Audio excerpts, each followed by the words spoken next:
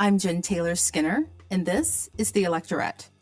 Today's episode is very meaningful for me because I have a conversation with someone I deeply admire, author and fellow native Memphian, Leta McCollough Seletzky. Leta joins me to discuss her recently published book titled The Kneeling Man, My Father's Life as a Black Spy Who Witnessed the Assassination of Martin Luther King Jr. The book centers around a famous photograph taken of Martin Luther King Jr.'s assassination at the Lorraine Motel in 1968. In the photo, there's a man kneeling next to King holding a towel to his gunshot wound. The man kneeling in that photo is undercover police officer Marrell McCollough, one of only a handful of Black officers working for the Memphis Police in 1968, and he's also Leta's father. Marrell McCollough, or Mac as he was also known, while undercover for the Memphis Police, became a member of a Black activist group called the Invaders, a group that happened to be in talks with Dr. King in the days leading up to the murder. Leta's beautifully written memoir tells the harrowing story of what happened on the balcony that night. It's the story of Mac's life, of her father's life, and of course, of her own life, and what it was like growing up as the daughter of a man who was present for one of the most pivotal moments in American history. So, without further ado, please enjoy my conversation with Leta McCollough Seletzky. Leta, welcome. Thank you for joining me. Thank you so much for having me. It's an honor. Well, I am so incredibly excited to talk about your book, The Kneeling Man, My Father's Life as a Black Spy Who Witnessed the Assassination of Martin Luther King Jr. I have to tell you, I was riveted from cover to cover. Now, the genesis of the book is this iconic photo that was taken on the evening of April 4th, 1968. Everybody's seen this photo. It's the photo of the moment that Dr. Martin Luther King Jr. was shot and killed on the balcony of the Lorraine Motel in Memphis. And in the photo, you can see several people on the balcony. They're pointing in the direction of where they thought the shot came from. Now, there's a man who's kneeling over Dr. King, and he's holding a towel. He's holding a towel to his head. He's trying to essentially save his life. And that man was Marrell McCollough, your father, also known as Mac in the book, right? That's incredible. That's right. So I have seen this photo 1,000 times, but when was the first time you saw the photo? I first saw the photo as a small child. I'm talking maybe 4 or 5 years old. And so my mom, who at the time she showed me this photo was a reporter at the Memphis Commercial Appeal, showed the picture to me and also my little brother. And I think maybe it was in the paper or something like that. But I just remember that she showed us this photo and simply said, "This is your father." And he was a Memphis police officer. And so we were made to understand that this was a very significant photo. And of course, just seeing the content of it, knowing that it was a tragic event. She also was telegraphing to us that this was not something that we were to discuss. This was really, all that was going to be said about this photo and my father's presence in it. When did you actually delve into the photo? Because I know in some of your interviews and in the book, you actually went back to the photo later in life where you started to ask questions. What was that like? Well, it was really scary, to delve back into that photo, having lived for so many years with the silence around it, and then kind of gradually learning bits of information, about my father and about his work that made that silence feel even more sinister, than it did at the very beginning. I learned at around the age of 11 or so that he was a CIA officer.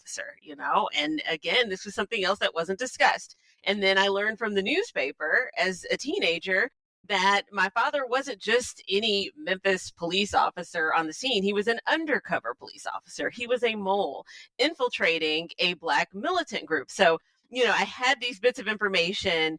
And so it just raised so many more questions for me about my father's presence in the photo, but also kind of raised the stakes of what the truth might be. And so to finally break that silence and delve into the photo, it really felt like plunging into the unknown and doing so with the faith that, the pursuit of the truth was worth the risk that I might uncover something that, I didn't want to hear, something that perhaps I would have a hard time living with. Yeah, yeah. I want to get into your father's story and go a bit deeper into the book. But before we do that, I want to talk about you and your relationship to Memphis. So I've always had this affinity for you because I also grew up in Memphis, but also because you're just a really nice person. I mean, you're actually one of my favorite people, if not my favorite persons online. That's part of it. But also because we both grew up in Memphis, and I think we're probably close to the same age. So we had some of the same experiences. Memphis is a really special town. It's a really special city, right? And I feel very, lucky to have grown up there, right? It's been central to the civil rights struggle. But growing up there and living there as a Black person, there's also a lot of pain that comes from that. And I just want to talk to you about that for a bit because there's this pervasive sense of oppression, I think, that kind of follows you if you live in Memphis and you're Black. And I sensed some of that tension in your stories, particularly in the parts of your book where you had to go back and do research. Am I right about that? Like, just tell me about that and how you felt. Absolutely. And first of all, I want to say the feeling is mutual. You are absolutely one of my favorites. And I do feel like, we have this affinity just because, I mean, we like each other, but also we have this common upbringing in Memphis and, growing up there, during the same era. And so absolutely, I feel that growing up there, I feel very lucky to have grown up there. I feel that it's a rich soil, I think, for the arts in particular, for creative endeavors. And then also growing up there as a Black person, it gives you this sense of history. The civil rights movement just feels very much present and current, and the history there, the legacies of the people who fought for equity and dignity and fought racism. It's all there. It's all a living history. It's a very soulful place with character. However, as you mentioned, it's complicated because there is a lot of pain there, because just as that sense of history is ever present, well, a part of that history is the oppression. That also feels very present.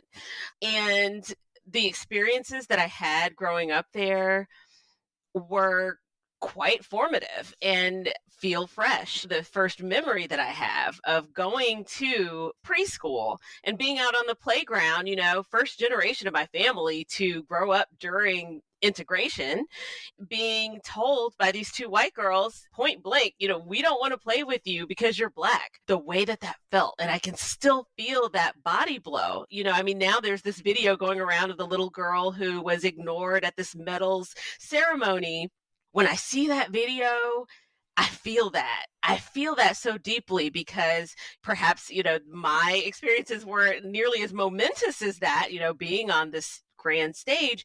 But I think many of us, as Black women and, having grown up as Black girls, we felt that, we experienced that. And I feel like, that feeling accompanied me throughout my time there.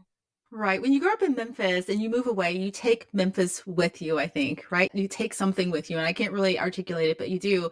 And I try to explain to people what it's like growing up in Memphis because there's kind of this, it's pervasive, but it's also kind of a quiet racism and a quiet oppression, right? Like so many people just live with it. And, we'll talk about that later about your father during the sanitation strike. There's so many people who were native Memphians who hadn't moved away, who they were kind of resigned to that. But also, your dad, thinking about his time in the Memphis police, right? He started working there when he was in his early 20s. He was really, really young. I'm curious as to why he wanted to work for the Memphis Police Department, first of all, amid the tension that was in the city at the time. Right. This is something that's really interesting to me about the book and the entire story is, that path that he was on to a career in law enforcement was not something that he orchestrated in advance. This was not a premeditated, venture. He never grew up with this burning desire that he wanted to be a police officer.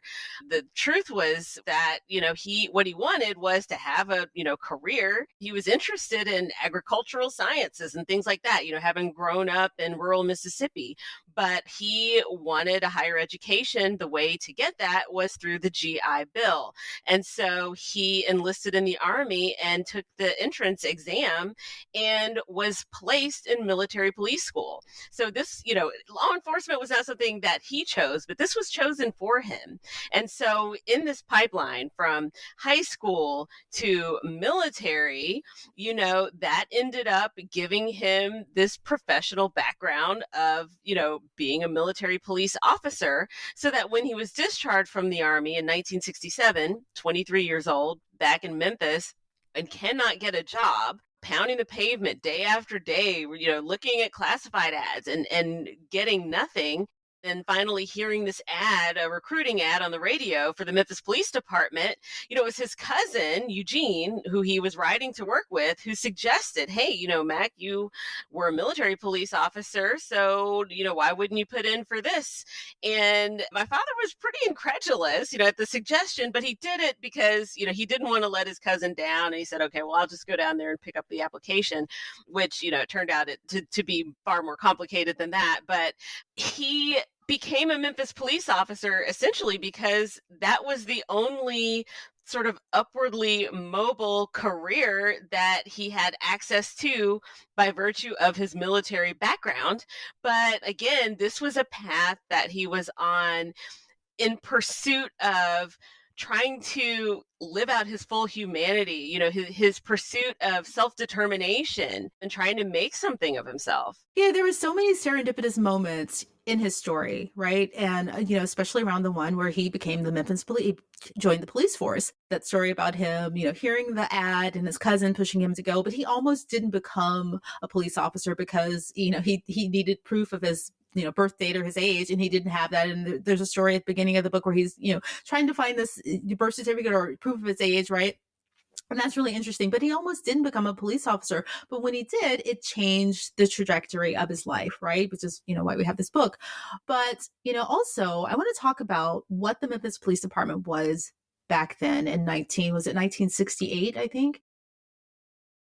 Yeah, so he first joined in late 1967, and then, things quickly develop in early 68. Okay, no, okay, 67.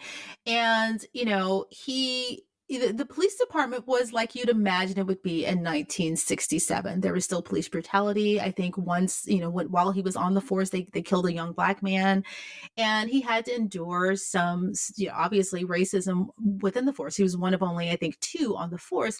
How did he endure that kind of duality of, what was happening in the city and what was happening on the force? Yeah, and I think it was, from his perspective, coming from the Mississippi Delta and having grown up in Jim Crow, where Black people were not allowed to enforce the law, period, and, his first awareness of law enforcement was learning about this sheriff in his county who was known for torturing and murdering Black people. And so, Black folks were not given badges and commissioned as police officers. So from my father's perspective, coming to Memphis was a huge step up. I mean, first of all, you have a professional police department. They have a police academy where the officers are trained, and they actually do have Black officers on the force. I mean, at the time, the police department was about, I want to say 5.5% Black at a time when the city itself was probably over a third Black. So clearly, Black folks were not welcomed, on the police force in great numbers. However, Right. there were some.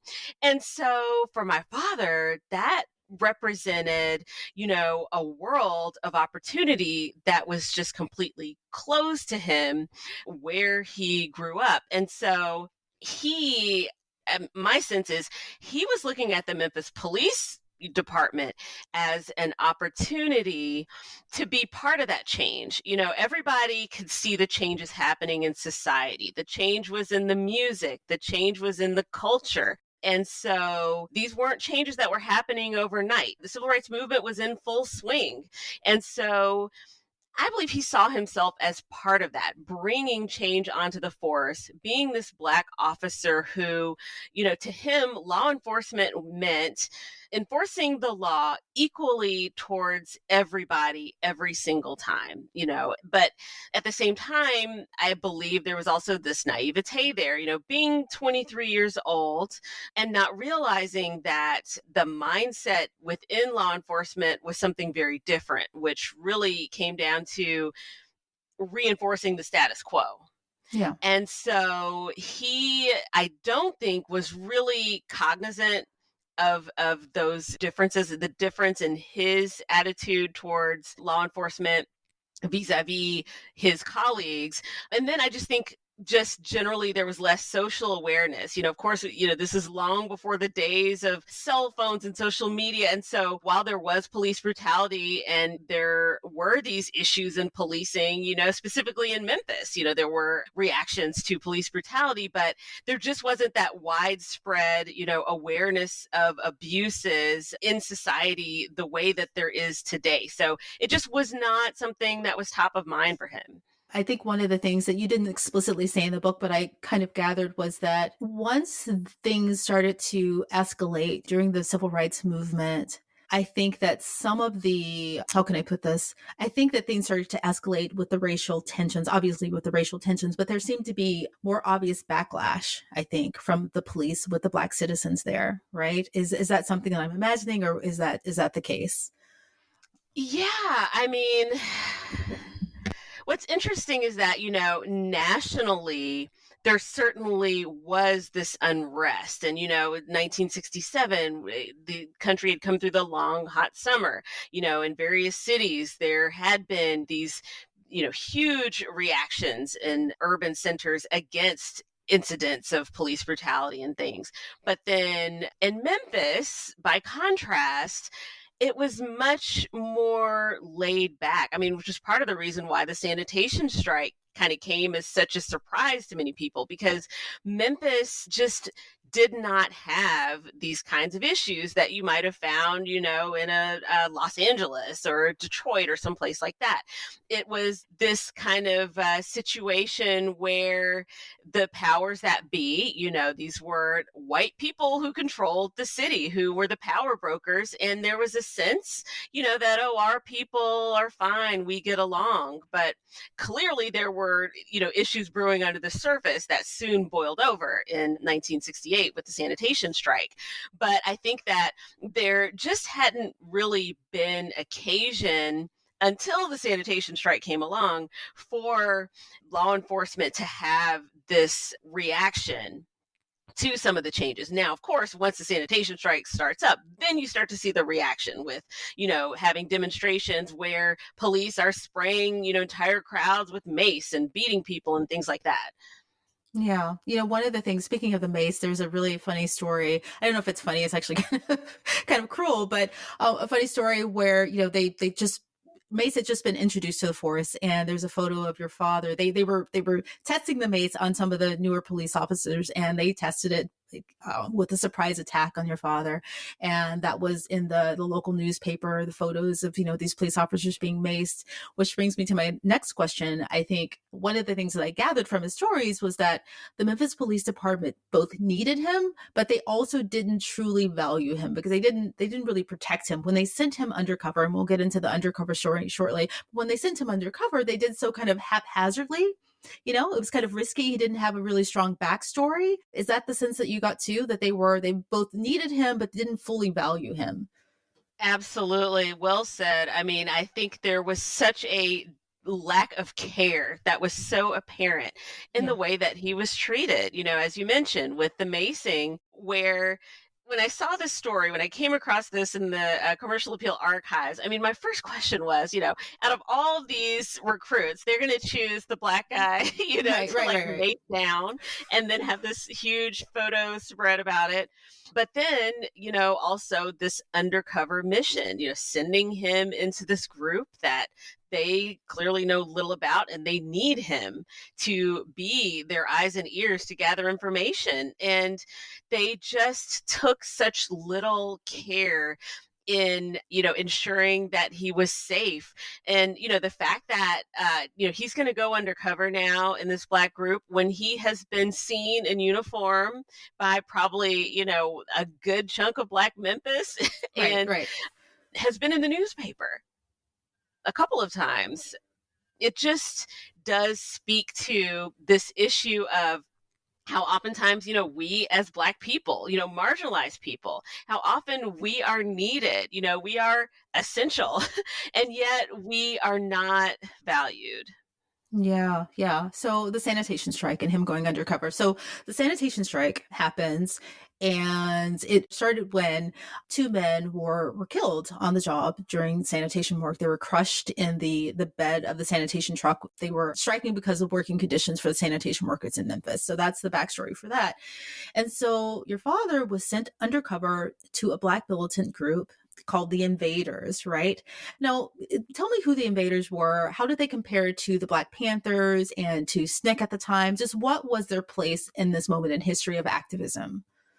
Yes, so the Invaders were a very loosely knit group of young Black people, men and women, who were, Black militants. I think they, took inspiration from the Black Panthers and they took inspiration from SNCC and similar groups. And so their focus was on Black self-determination in our communities.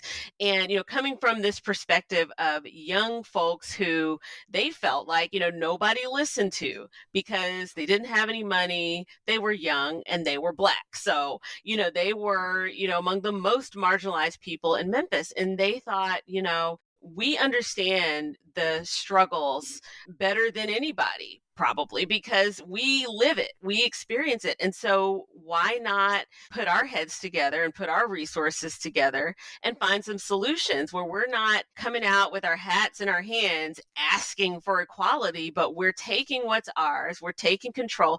And by the way, we're also instilling pride in ourselves and young people through cultural education, through putting together programs for youth so we can learn about our history, take pride in who we are, and then, hopefully strengthen our own communities and our own institutions. And so that was really the focus. And philosophically, they were into Frantz Fanon, reading Mao and things like that, far left wing, politics and all of these kind of socialist and perhaps communist sorts of ideas, but all with a view towards Black folks' liberation.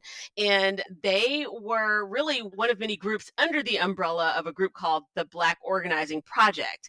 But because of, I think the name, the Invaders, which sort of brings to mind, this group that's coming in and taking over, and also just kind of the swagger that they had, that militant look with the afros and the denim jackets and the leather jackets, and some of them had, Invaders lettered across the back. They quickly garnered a lot of attention. They got sensationalistic coverage in the local media, at one of the two Memphis newspapers at the time, the Memphis Press Scimitar. And so they were painted in the media, as a potentially dangerous group. And likewise, law enforcement, hearing that rhetoric that they were talking and, seeing sort of their swagger and, just seeing kind of the stances, that they took, was concerned, about, what is this group going to do? Are they going to try to radicalize folks in town, particularly now that we have a strike? And likewise, my sense is they wanted to be seen as dangerous because that's the only way they felt like they could be taken seriously. That was the leverage that they had, was to present this image of a group that folks needed to deal with seriously. And so my dad was in an interesting position, kind of as a fact finder to find out, are they really dangerous? Like the paper is saying, and the police department seems to be worried about, and that they want to present. And so he was able to go in there and really kind of look around, talk to folks, observe, and report back on what the actual facts were. But for the most part, from the stories, in the book, they seemed harmless. Typically, like most of the time they were pretty harmless. Like I remember, reading the stories about them drinking Robitussin and like mixing it with juice. I mean, they just seemed like kids, right? Exactly. I mean, I was charmed by them in a way because they were kids and they really had these lofty goals. My sense is that they really needed some guidance, that they were missing, although, efforts were made, like James Lawson, the head of the community on the move for equality that was leading kind of the sanitation strike support efforts. He had attempted to take a couple of the leaders under his wing, but that didn't really work out. However, they were harmless. I don't think that they would have liked to have been described as harmless. And I don't think that, law enforcement was ready to accept that view. And that's not a view that would have sold many newspapers, but that was exactly the conclusion that my father came to. Yeah, and so they kind of forked, I think, from, I guess, the perceived philosophy that Dr. King had, and that I know there was a statement that's in the book, a statement that they wrote about, not wanting to sit beside the white man, right? They wanted, like you said, liberation, and they thought that was a more militant stance. And I guess that was seen as more of a threat by, the powers that be, the police department. But, that's really interesting. But I'm curious as to, so your father was undercover in the Invaders. How did he find himself at the Lorraine Motel on April 4th? Right. And this is another one of those instances of a path leading places that you would never imagine. And so my father, at this time, April 4th, 1968, has embedded himself within the Invaders, which wasn't that difficult to do, which speaks to the fact that they weren't dangerous. They were not vetting people. There was no real application process to become an invader. I mean, this is not like a dangerous terrorist group by any stretch. But anyway, he in fact had embedded himself so deeply in the group that he was named their Minister of Transportation, which was because he was one of the few members who had a car. And so that's what he did. He drove people around, which gave him a perfect vantage point from which to listen to what they were doing and see what they were doing. And so it was on this day, April 4th, that he was acting in this role, providing transportation. And so he had taken the Reverend James Orange, who was at the time one of Dr. King's cohorts in the Southern Christian Leadership Conference, had taken him shopping to find a pair of 4-button overalls to wear to a demonstration that Dr. King was to lead in Memphis. And there were a couple of female college students, a couple of women, young Black women, who accompanied them. And they drove all over town trying to find these 4-button overalls and weren't able to do that. And so then they reconvene at a church called Claiborne Temple, which was one of the nerve centers of the strike supporters. They pick up James Bevel, another one of Dr. King's aides. And from there, they decide, because it's getting close to dinner time, to go over to the Lorraine Motel, which was the SCLC's locus of operations in Memphis. Dr. King was staying there and had a room. And then the group had also gotten a room for the Invaders so that the two groups could talk about what was going to happen at Dr. King's demonstration and hopefully get the Invaders to kind of act as marshals and ensure that this would be a peaceful demonstration. And so, they drive over to the Lorraine, the sun is setting, they get there, pull into the parking lot. And what do they see but Dr. King standing on the second floor balcony outside of room 306. And he's leaning on the railing. He's talking to the people in the parking lot below. It's a big spectacle, here is Dr. King, what is he saying? And, he's kind of laughing, he's lighthearted. And so, my father and everybody else, they get out of the cars.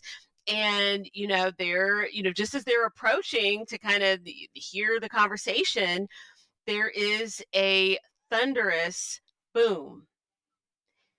And I've heard reports, of how, some folks didn't know what it was initially. They thought, maybe it was a car backfiring, maybe it was a firecracker. My father immediately knew that it was a gunshot with his military training and also, being a trained police officer.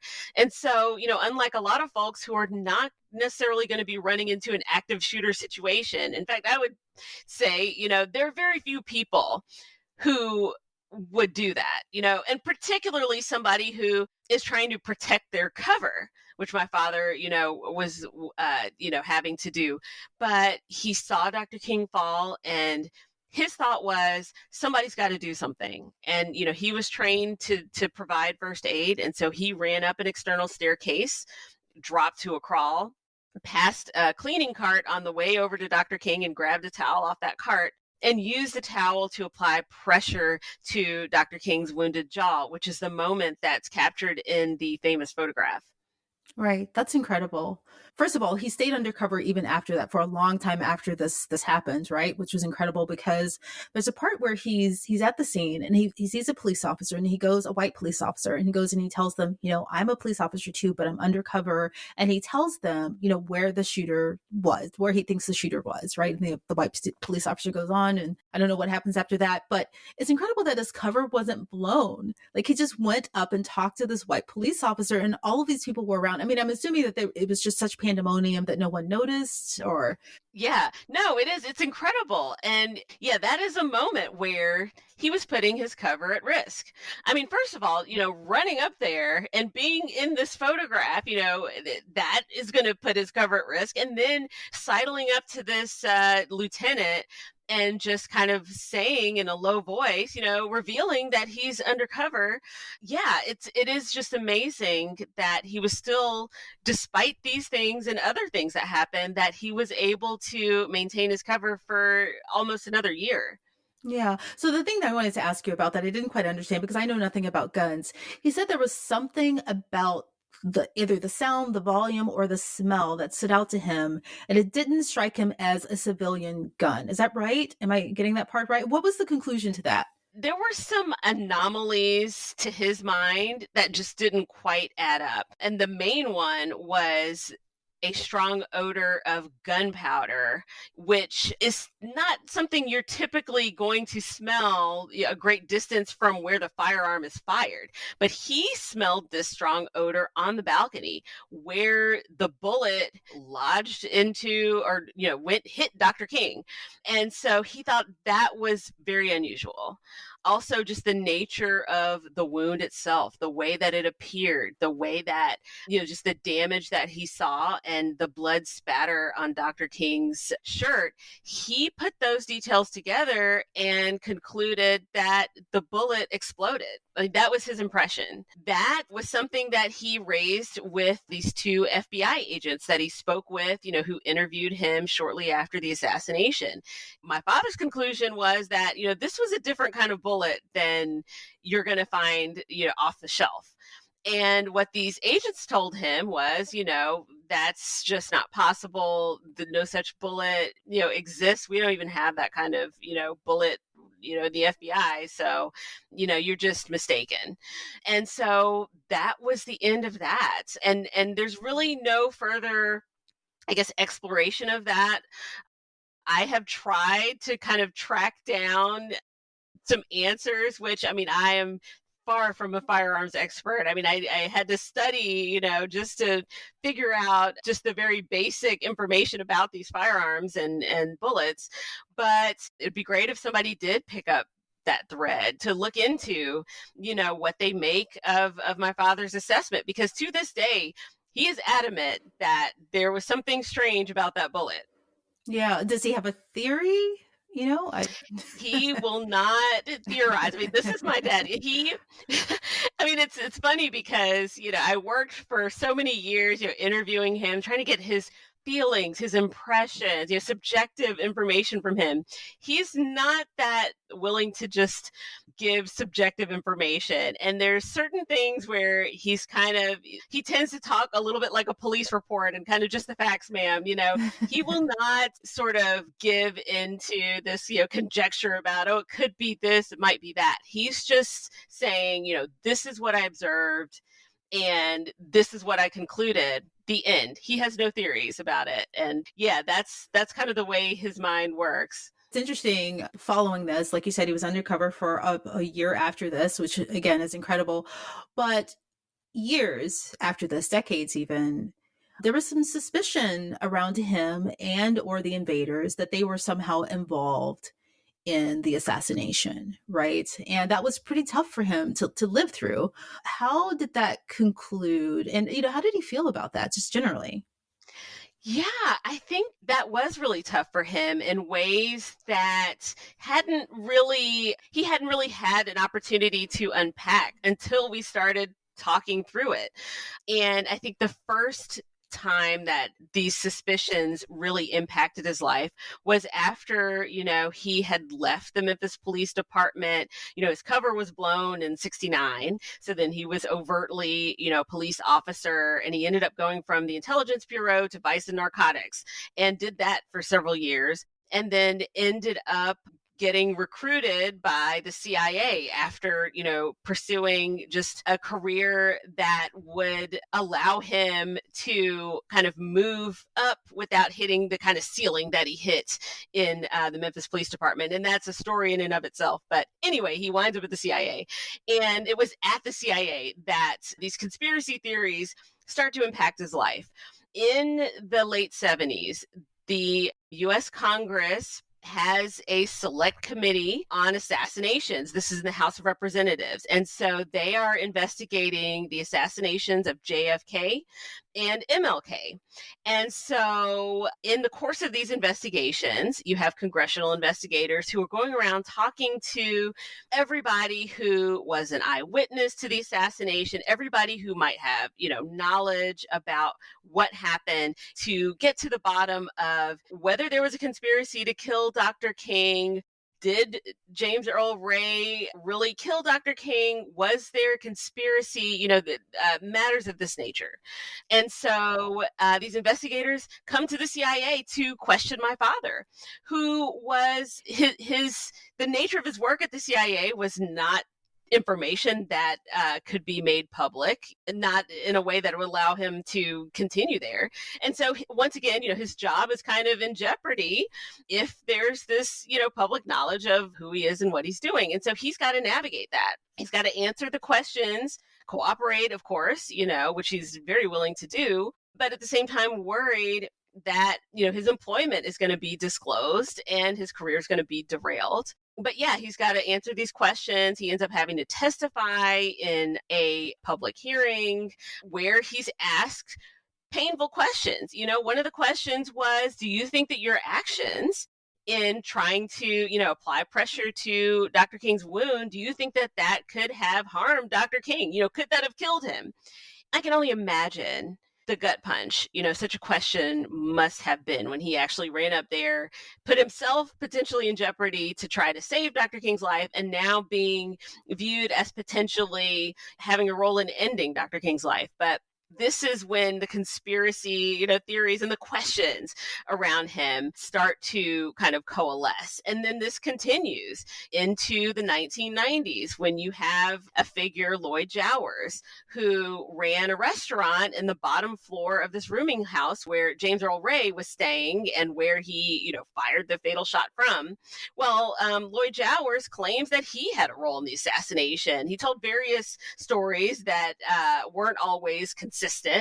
But one of the stories was that my father and other law enforcement officers came into Jim's Grill to plan the murder of Dr. King, and so my father had to kind of deal with these allegations. There was a book that was published where, my father's mentioned by name as having a role in the assassination, total lies. So he's got to deal with that. And not only on a personal level, does he have to deal with the pain of being seen in this way, but he's also got to keep this from derailing his life, interrupting his livelihood. Yeah. What's really interesting about that is that he was the one who ran, like you said, put himself in danger to try to actually save him. So, I can imagine how insulting and painful that is to be then accused of, actually causing his death.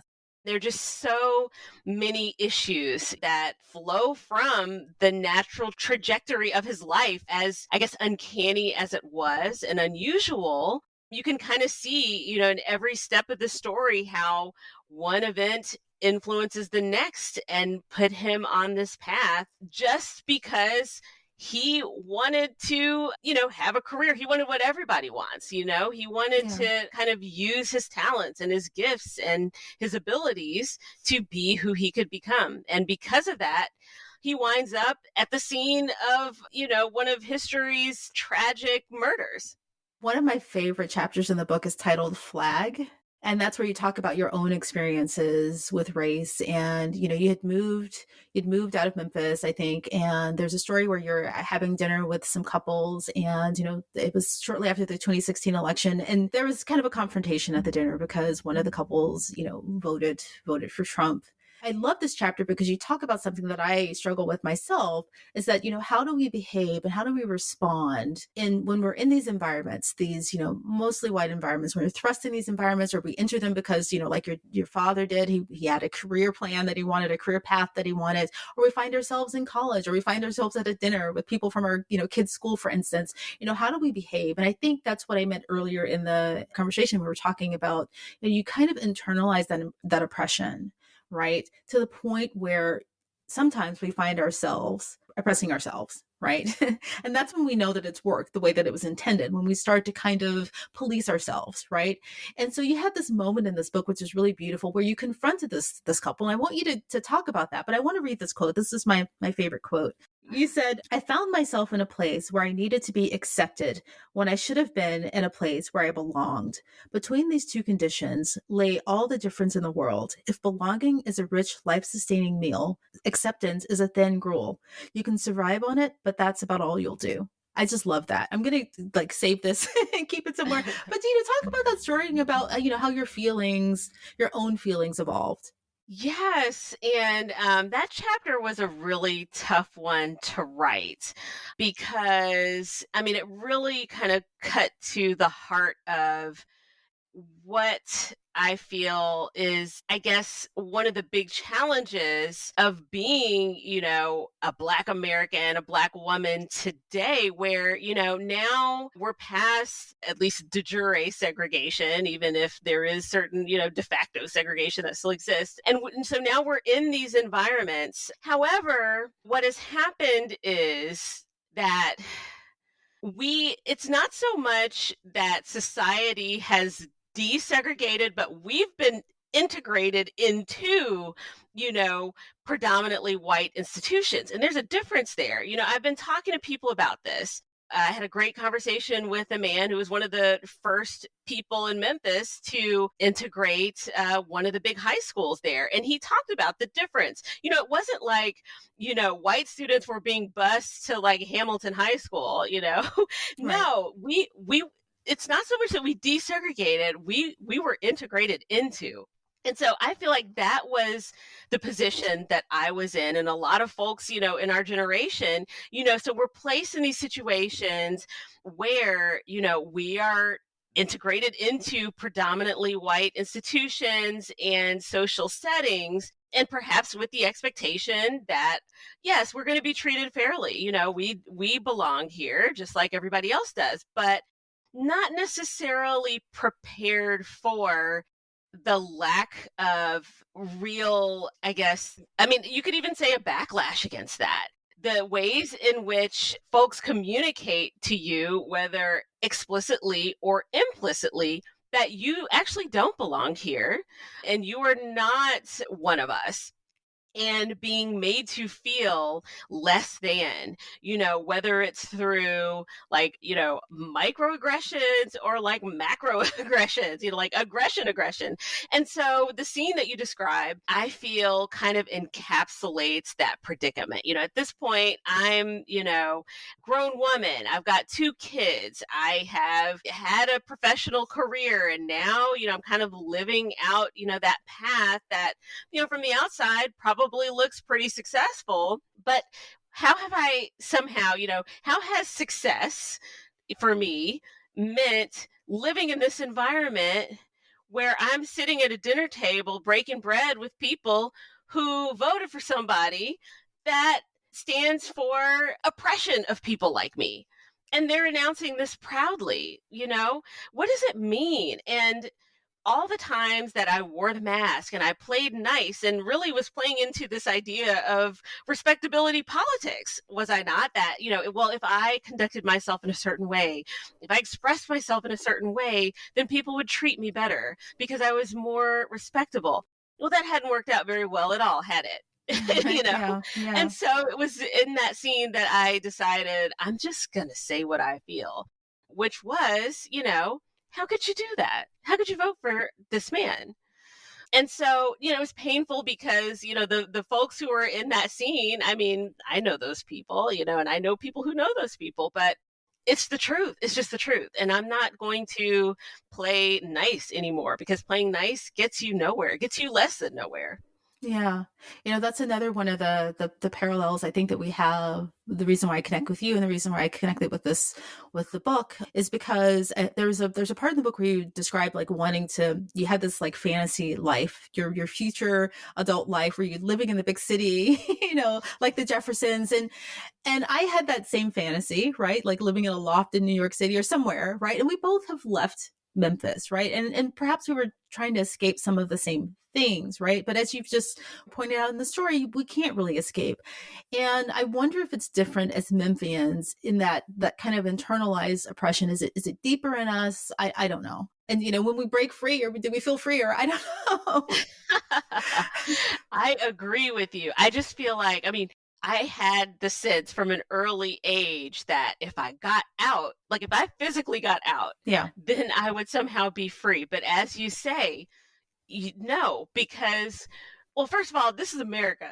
Like, we have the same issues from coast to coast, and you're always going to find them, perhaps manifest in different ways, but they're always going to be there. And not only that, but wherever you go, there you are. So these issues that I had internalized were there all the time with me. So, it wasn't something that I could run from. I had to face it. Yeah, yeah. One of the things that I remember the most when I think about, my time growing up in Memphis, and I don't know why this sticks out to me, but you talk about being an avid reader when you were younger, and I love to read too. One thing that I remember when I think about why I wanted to escape or why I needed to get away was that for me, there's so much segregation in Memphis, right? We didn't grow up in 1968. It was, 80s, 90s, aughts, right? I grew up in South Memphis and there wasn't a bookstore anywhere near my neighborhood. So it was always a huge deal, to just go get a book. Because I had to go to the white side of town, and my mom would make a big like, oh, you got to go to, got to drive you way out to like East Memphis to get a book, and it was just such a big deal. And I thought, I want to live in a place where I'm valued enough to have books near me, right? And I guess I have that in a sense, but then again, like we've talked about, you can't escape it truly. The best thing we can do is like try not to internalize it and bring it along with us. But I just thought that story was really funny. But that's the thing that I remember is like, trying to just find a bookstore in South Memphis, and there weren't any. Yes. It's something that was always so frustrating to me. And, I touch on it in the book, was that there was just such a divestment from the Black parts of Memphis. And, it was a segregated place. I mean, at this point, I'm telling people I did grow up during segregation because even though it might not have been on the books, as a practical matter, it was segregated.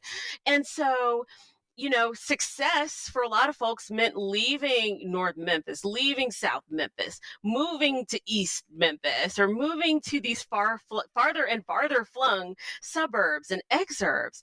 And, I just found that so frustrating that and I know that a lot has changed and is changing, and there's certainly folks who are pushing to invest, in our neighborhoods. But yeah, I know exactly what you mean and can relate to that, having to go out east. And again, I mean, I think this speaks to this process, not so much of desegregation, but of, being integrated into white spaces, having to go to these places to obtain resources rather than having resources flow to our communities. To that point, you mentioned later in the book about your noticing the growth of Memphis and how it was kind of arrested following King's assassination. And I just wanted to know what your conclusions were following that, because you're right. It does seem like there's been kind of a suspension of Memphis's growth as a city. And you compare it to New York City during the time and Atlanta. What do you think happened there? And how do you think King's assassination affected the city's growth? I think there's some truth to the idea that when Dr. King was murdered in Memphis, it was just such a tragic and hinging moment in American history that the city itself was scarred. The psyche of the place was scarred. And I think that, certainly our reputation as a city took a huge hit. And I mean, there were articles published, about Memphis and, this was the place where this happened. And I feel that it did affect our self-esteem collectively, if you could speak in such terms. I feel that our self-esteem was hurt. I also think that because of the way, I mean, this gets into, I guess, social dynamics and political dynamics, and then, the city of Memphis vis-a-vis the state of Tennessee and the way, legislative power flows and the way that, money flows. But Memphis, it did kind of really face some strong headwinds in terms of growth, in terms of development. And then you just have folks who are so, power brokers, who are so entrenched, who are so dug in on having things a certain way that even if there's certain progress that would inure to the benefit of Memphis, financially, there are folks who would rather have perhaps fewer opportunities if they can keep the status quo the same. I know I'm speaking in very broad terms. I think it's really complicated. It's tough to answer, in a short sound bite. But yeah, I do think that Memphis is still seeing the effects of the assassination. At the same time, though, I think we have the National Civil Rights Museum in that same place where something so horrible, something so unspeakable happened, that you have the birth of an institution that is doing such good work, in the community, not only locally, but nationally and internationally. And so I think there's hope that grows out of that pain and out of all of, the tribulations that we face there. But it's a mark that we bear. Yeah, I feel like the city fell into a long-term period of grief, right? It was just kind of a depression, an emotional and psychic depression. Mm-hmm. And not to mention, just the issue of gun violence, generally. I mean, this is obviously, a very high profile incidence of gun violence. And there is, this thread of violence that weaves through to, current day Memphis. I mean, there are just many, many issues that the city, like many cities, faces. And so it's really tough, but I'm so hopeful, and I see so many people and so many groups doing good work there. And anything that I can do to support, I'm so happy to do that, because I feel like wherever I go, I'm a Memphian. So Exactly. I'm so rooting for my city. Yeah.